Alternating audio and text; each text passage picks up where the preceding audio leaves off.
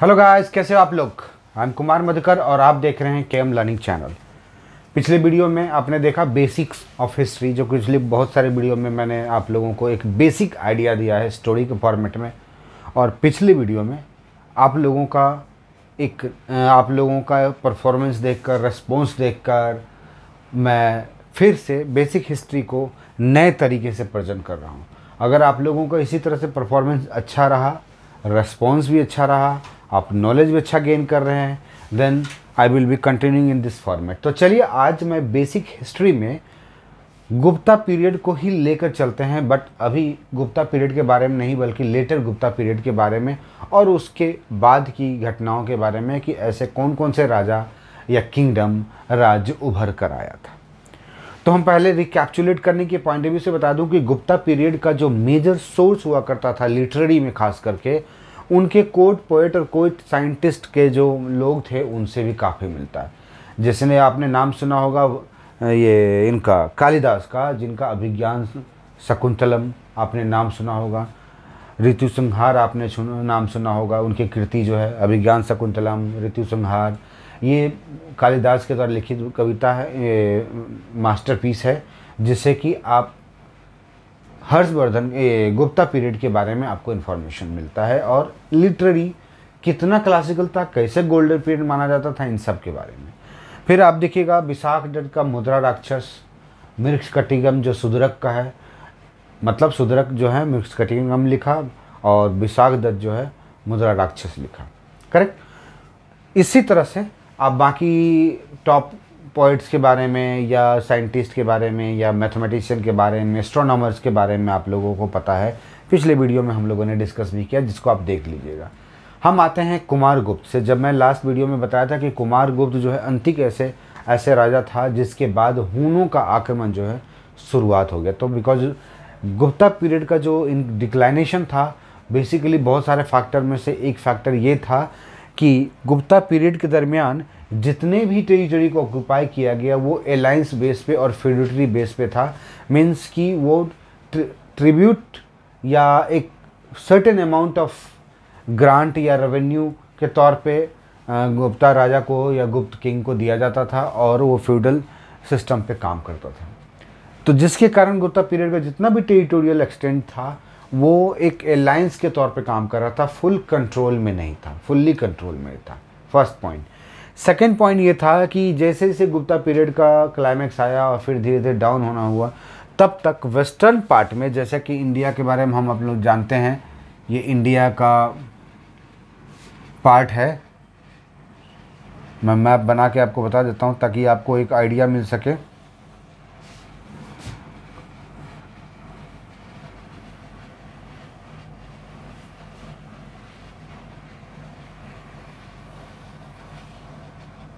Correct. तो ये आपको इंडिया का एक मेजर मैप मिल रहा है, जिससे कि एक आइडिया लगेगा कि क्या है इसमें, है ना। तो आप देखिए यहाँ पे जो है इस एरिया में हून्स का आक्रमण शुरू हो गया। हून्स, इस हून्स के में जो रिलेटेड राजा का नाम आता है तोरमन और मिहिरकुल, करेक्ट। तो कुमारगुप्त के समय में वेस्टर्न टेरिटरी में, जो गुप्ता पीरियड का वेस्टर्न टेरिटरी में हूनों का थ्रेटनिंग, वार्निंग, वार, इन्वेशन जो कहिए वो शुरुआत हो गया था। फिर भी कुमारगुप्त ने भी अपने हून के आक्रमण से अपने आप को बचाया, अपने टेरिटरी को काफ़ी हद तक बचाया। फिर कुमारगुप्त के बाद जो स्कंदगुप्त आया था वो भी काफ़ी हद तक बताया, बट अनफॉर्चुनेटली धीरे धीरे जो है डिक्लाइनेशन की ओर होता चला गया, वीकेंड हो गया गुप्ता पीरियड। और हूनों के आक्रमण के कारण वेस्टर्न पार्ट जहाँ तहाँ लोग बिखर कर कमज़ोर होने लगे, टूटने लगे, गुप्ता पीरियड कमज़ोर होने लगा। और हून जो है इस वेस्टर्न टेरिटरी वाले पार्ट में, ये पूरे वाले पार्ट में अपना कब्जा जमा लिया, और जिसके कारण गुप्ता पीरियड का वीकनेस, कमजोरी जो होता है ना, वो हाईलाइट होने लगा। फिर जो छोटे छोटे किंगडम के तौर पे, जो कि कभी उसके गवर्नर के तौर पे उसके राज्य के अंतर्गत हुआ करता था, वो अपने आप को राजा घोषित कर लिया, ये अपना नया वंश की स्थापना कर लिया। उन नए 4 वंश की बात मैं करूँगा आज, जो आपको एक फिजिकली विजुअली आपको प्रेजेंट करके दिखाऊंगा, जिससे कि एक आपको आइडिया मिल जाएगा। ये आपको पता ही है कि मगध का मेन सेंटर हुआ करता था, जो कि धीरे धीरे ये यहाँ से लेके ये वाला एरिया से लेके ये वाला से ये वाला यहाँ से एरिया तक धीरे धीरे संकीर्ण होते हुए ये वाला सिर्फ मगध वाले रीजन तक रह गया। एक पहला छोटे किंगडम के तौर पे लेटर गुप्ता पीरियड में देखने को मिलता है। करेक्ट। सेकंड जो मिलेगा आपको वो यहाँ पे आपने कन्नौज का नाम सुना होगा। कन्नौज में मौखरी वंश,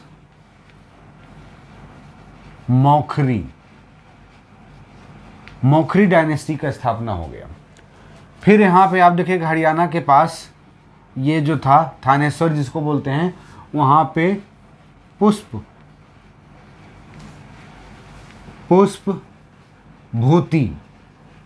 भूति वंश की स्थापना हो गया डायनेस्टी का। करेक्ट। सिमिलरली अगर आप यहाँ देखेंगे तो बंगाल पे जो था वो ऑलरेडी गौड़ का शासन होना शुरू हो गया था। गौड़ शशांक जिसका राजा हुआ करता था, है ना। आपको 3 किंगडम हो गया। चौथा किंगडम जो नॉर्थ इंडिया की बात कर रहा था वो था वल्लभी में मंत्रकास बोलते हैं, MANTRA, मंत्रकास। ये 4 ऐसे छोटे मेजर किंगडम के तौर पे उभर कर आया लेटर गुप्ता पीरियड के समय में। करेक्ट। अब मैं आपको थोड़ा सा साउथ का एक आइडिया दे देता हूँ जिससे कि आपको ये भी पता चले कि इस समय में और क्या दिख रहा था। यहाँ पे आपको देखिएगा चेन्नई, तंजावुर जिसका कैपिटल हुआ करता था, ये चोला का एरिया था। शुरुआती में आप देखिएगा चोला जो है 1st सेंचुरी से ही शुरू हो गया था 2nd सेंचुरी तक, but it was limited to the Kaveri river. Chola के ऊपर में ये वाला पूरा जो था वो पल्लव रीजन था। करेक्ट। जिसका कैपिटल जहाँ तक याद है मुझे कांचीपुरम। फिर आपको यहाँ पे दिखेगा केरला के तरफ चेर। करेक्ट। फिर केरला से ऊपर ये वाला जो रीजन था वो था चालुक्य।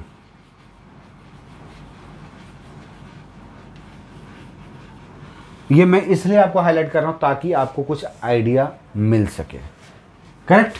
चलिए अब मैं आपको थोड़ा सा इस टेन्योर में सबसे पहली बात ये कि जो इन चारों किंगडम में छोटे छोटे किंगडम जो थे, पुष्पभूति वंश, मौखरी वंश, जो बचा हुआ मगध, और उसके बाद वल्लभी में जो था मंत्रकास, इन चारों में जो मोस्ट इम्पॉर्टेंट किंगडम के तौर पर उभर कर आया वो था थानेश्वर का पुष्पभूति वंश, जिसके इम्पोर्टेंट राजा का नाम में आप हर्षवर्धन का नाम सुनते होंगे। तो पुष्पभूति वंश में अगर राजा की बात करते हैं तो प्रभाकर वर्धन एक टाइटल हुआ करता था, तो प्रभाकर वर्धन, राजवर्धन और फिर हर्षवर्धन का नाम आता है। करेक्ट। ये 3 मेजर नाम, प्रभाकर वर्धन, राजवर्धन और हर्षवर्धन। मोस्ट इंपॉर्टेंट जो है वो था हर्षवर्धन के बारे में अब बताता हूँ। तो उसके पहले थोड़ी कहानी कि पुष्पभूति वंश का जो दूसरा राजा था प्रभाकर वर्धन के बाद वो था राजवर्मन और हर्षवर्धन दोनों भाई था। राजवर्धन प्रभाकर वर्धन का बड़ा बेटा, हर्षवर्धन उससे छोटा, लेकिन दोनों में काबिलियत में काफ़ी अंतर था। हर्षवर्धन बहुत ही करेजियस और ताकतवर और इंटेलिजेंट था, जबकि राजवर्धन उतना नहीं था। फिर भी राजवर्धन और हर्षवर्धन की सिस्टर एक थी राजश्री। अभी मैं अब हून के बारे में हटा देता हूँ क्योंकि अब पता चल गया कि हून के कारण ही गुप्ता पीरियड का डिक्लाइनेशन हुआ था, है ना। तो राजश्री का नाम सुना होगा। राजश्री जो कि प्रभाकर वर्धन की बेटी थी और हर्षवर्धन राजवर्धन की बहन। उसकी शादी मौखरी वंश के ग्रह बर्मन राजा के साथ में हो गया।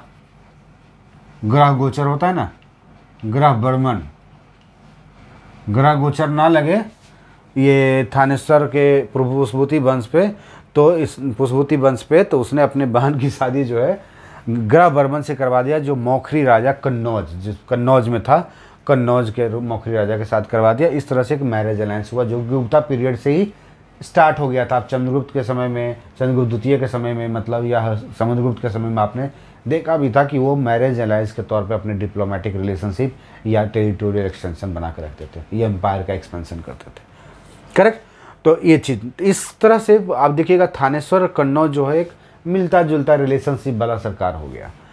अब राजवर्धन के समय में मालवा का जो राजा था वो देवगुप्त था, मालवा का, जो मध्य प्रदेश के नॉर्थ वेस्ट वाला पार्ट, जो ग्वालियर उज्जैन ये सब देखते होंगे, है ना, इंदौर के नॉर्थ पूरा। तो मालवा वाला रीजन जो था उसमें उसके राजा देवगुप्त द्वितीय, देवगुप्त था, देवगुप्त द्वितीय जहाँ तक याद है देवगुप्त था। देवगुप्त जो है कन्नौज चूँकि नज़दीक पड़ता था, कन्नौज को कब्जा करने के लिए, कंट्रोल करने के लिए कन्नौज पे आक्रमण कर दिया, ठीक है। और किसके साथ? इधर गौड़ के शासक शशांक के साथ में, शशांक से मिलकर। शशांक जो गौड़ का एक महत्वपूर्ण और ताकतवर राजा माना जाता था, काफ़ी पकड़ थी इसका, पकड़ जो है इधर कामरूप, जिसको असम बोलते हैं, कामरूप वाला एरिया में भी काफ़ी था, करेक्ट।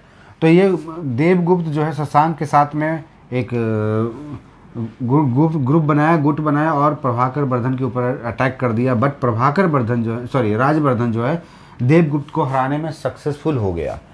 बट अनफॉर्चुनेटली 606 एडी में, 606 एडी में देवगुप्त को तो हरा दिया, लेकिन राजवर्धन को शशांक ने मार दिया, ठीक है। मारने के बाद कब्जा करने की कोशिश किया। कब्जा करने के दरमियान उसने उसकी वाइफ राजश्री को भी किडनैप कर लिया और राजवर्धन का मृत्यु। और इधर ग्रहवर्धन को तो ऑलरेडी मार चुका था, पहले ही मार दिया कि भाई उसके बहनोई को शशांक ने सब मिल के मार दिया। उसके बाद राजवर्धन देवगुप्त को हरा कर आ रहा था, तो फिर शशांक ने उसको भी मार दिया और उसकी बहन को भी किडनैप कर लिया। अब किडनैपिंग तो चलता रहेगा। तो राजवर्धन के बाद जब हर्षवर्धन आया तो सबसे पहले अपने बहन को छुड़ाने की कोशिश किया और कन्नौज वाले रीजन पे पकड़ बनाई, फिर आगे मगध वाले रीजन पे पकड़ बनाया। फाइनली किसी तरह से उस किडनैपिंग में उसकी बहन को उसने छुड़ाने में सफलता हासिल किया। उसके बाद उसने मालवा के राजा को अच्छी तरह से कुशल मसल के ठीक कर दिया। तो उसने हर्षवर्धन ने मालवा पे भी अपना विजय हासिल किया और मालवा पे विजय हासिल करने के बाद वो वेस्टर्न टेरिटरी में वल्लभी वाले रीजन पे भी, उस वल्लभी के जो राजा था उस वक्त ध्रुवदेव नाम था द्वितीय, ध्रुवदेव को हराया और उसे अपने कब्जे में लिया। लेकिन उसे वेस्टर्न टेरिटरी सिक्योर करने के लिए और प्लस में कोई किसी तरह का निगेटिविटी ना हो, इस चीज़ से बचने के लिए उसने अपने बेटी की शादी वहाँ के राजकुमार के साथ कर दिया, ठीक है। तो मतलब एक मैरिज अलायंस फिर से देखने को मिला। तो इस तरह से वल्लभी सिक्योर हो गया मैरिज अलायंस के साथ साथ डिफीटिंग, और वल्लभी के जो राजा था उसे एक भेंट के तौर पे हमेशा एक ट्रिब्यूट आए दिन टाइम पे जैसे फिक्स किया गया था उसे पहुंचाता रहता। अब चालुक्य बोलते हैं, ये है हर्षवर्धन का डायरेक्शन था कि भाई मेरे बहनोई और भाई का जो डेथ का कारण बना या मर्डर करने वाला मर्डरर जो था उसके ऊपर विजय पास हासिल किए। तो वो 2 बार अटेम्प्ट लिया, पहली बार में उतनी सक्सेस नहीं मिली, लेकिन दूसरी बार में जब शशांक का ऑलरेडी डेथ हो चुका था, मरने के बाद उसके जो वीकेनिंग पावर था उसका फ़ायदा उठाते हुए हर्षवर्धन ने गौड़ पे भी कब्जा जमा लिया। मतलब बंगाल, ईस्ट बंगाल वाला जो था गौड़, बंगाल नॉट ईस्ट बंगाल, बंगाल वाले रीजन पे भी उसने कब्जा जमा लिया, करेक्ट। तो अब आप देखेंगे तो इस तरह से जो हर्षवर्धन का जो कब्जा था इधर गौड़ वाले रीजन बंगाल से लेके इधर थानेश्वर का वेस्टर्न टेरिटरी तक, इधर वल्लभी वेस्टर्न में वल्लभी तक, और इधर मगध वगैरह सब तक यहाँ तक आ गया, मालवा वगैरह सब। अब इसका डायरेक्शन एक्सपेडिशन के तौर पे हुआ कि अब चलो साउथ मूव करते थोड़ा। बट साउथ मूव करने के लिए उसे एक नदी पार करना पड़ता था, वो नर्मदा नदी। और नर्मदा नदी के साउथ में ताप्ती नदी और पहाड़ी एरिया होता था, और उस पहाड़ी एरिया के साउथ में बाकाटक वंश का उत्तरोत्तर सरकार या रूलिंग किंगडम जो था वो चालुक्य बना था। यही चालुक्य जो बाद में बाकाटक के ऊपर शासन करके अपना अधिपति बना चुका था। तो मतलब चालुक्य वंश जिसका कैपिटल जो था बीजापुर, कर्नाटका के बीजापुर में, जिसको बातापी बोलते हैं, बातापी का पुलकेशिन द्वितीय,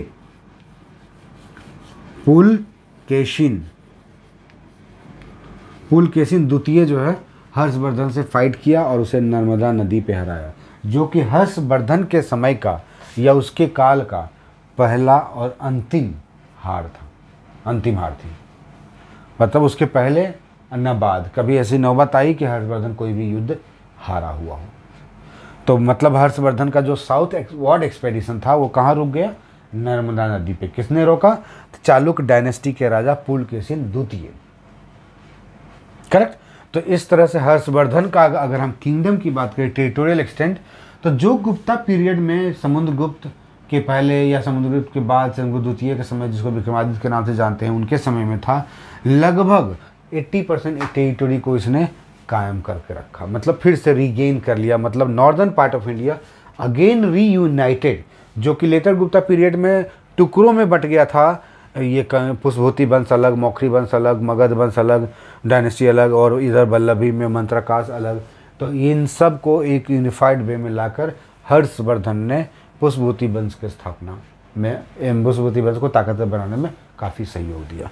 तो इस तरह से आप देखेंगे हर्षवर्धन का ये टेरिटोरियल एक्सटेंट था। हर्षवर्धन के समय में दो इम्पॉर्टेंट जो घटना होती है या इम्पॉर्टेंट फैक्ट्स है जो आपके एग्जामिनेशन के पॉइंट ऑफ व्यू से, वो मैं बता देता हूँ।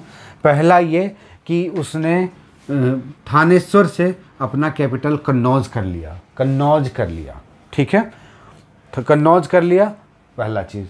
दूसरा मोस्ट इम्पॉर्टेंट पार्ट ये है कि उनके टेरिटरी में, उनके कोर्ट के पोएट के तौर पे आप देखिएगा कि बाणभट्ट होते जाने जाते थे, जिनकी कृति हर्ष चरित है, जो बाणभट्ट के द्वारा लिखा गया, जिससे हमें हर्ष के बारे में इंफॉर्मेशन मिलता है, ठीक है। थर्ड मोस्ट इम्पॉर्टेंट पॉइंट ये है कि वेनसांग का नाम आपने सुना होगा, जो हर्षवर्धन के पीरियड में ही आया था, और हर्ष के बारे में भी काफ़ी इंफॉर्मेशन हर्षवर्धन के वेनसांग के ट्रैवलॉग से मिलता है या उनके लिखे हुए कहानियों से मिलता है, ठीक है।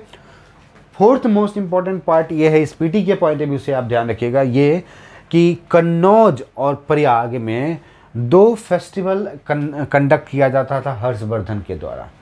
कन्नौज और प्रयाग में हर 5 साल में एक फेस्टिवल, दान का फेस्टिवल बोला जाता था, और कन्नौज में बोला गया था कि महायान को आगे बढ़ाने के लिए। हालांकि कन्नौज की क्या बात करें या प्रयाग की क्या बात करें, ये हर्षवर्धन के बारे में बोला जाता है कि वो शायद शिव की पूजा करने वाले थे, लेकिन ये रिलीजियस टॉलरेंट होने के कारण ये सारे धर्मों को इक्वली ट्रीट करते थे, सबको। तो महायान को बढ़ावा देने के लिए उन्होंने कन्नौज में एक बड़ा फेस्टिवल किया था, एनुअल फेस्टिवल, और यहाँ पे प्रयाग में वो हर एक 5 साल में एक बार फेस्टिवल किया करते थे, जिसके लिए कहा जाता है कि वही प्रयाग जहाँ पे तीनों नदी मिलती है, गंगा, जमुना, सरस्वती, और वहाँ काफ़ी लोगों को दान दिया करते थे अपने राज्य के साथ। कहा जाता है ये भी कि अपने राज्य का सारा राजपाट का बेशकीमती चीज़ सब कुछ दान में दे दिया करते थे, ठीक है, दे दिया करते थे। तो तभी से ये भी माना जाता है कि शायद इसी प्रयाग के इसी फेस्टिवल के कारण कुंभ मेला भी कंडक्ट किया जाता है प्रयाग में भी। खैर, ये तो और पता नहीं और क्या सच्चाई है, और बाकी डिटेल्स देख लीजिएगा गूगल में भी सर्च करके। तो इस तरह से अगर आप देखेंगे तो हर्षवर्धन के टेन्योर के समय में हर्षवर्धन की एक और इम्पॉर्टेंट जो 6th मोस्ट इम्पॉर्टेंट पार्ट ये है कि हर्षवर्धन खुद एक विद्वान था, और अपने कहानी अपना 3 किताब लिखा था, नागनंद, प्रियदर्शिका और एक नागनंद, प्रियदर्शिका और रत्नावली। नागनंद, प्रियदर्शिका और रत्नावली 3 बुक उसने खुद लिखा था। तो खुद भी एक बड़ा स्कॉलर और राइटर के तौर पे जाना जाता था। करेक्ट। तो ये था आपका हर्षवर्धन के मेजर पीरियड का डिटेल्स। आई होप कि आप लोगों को ये अच्छा लगा होगा। बस ये देख लीजिएगा, साउथ में आपको थोड़ा टेरिटोरियल एक्सटेंट बता दिया कि ये पल्लव, ये चालुक, इधर चोल, इधर चेरा, और इधर भी जो साउदर्न है चोल के साउथ में वो पांड है, पांड।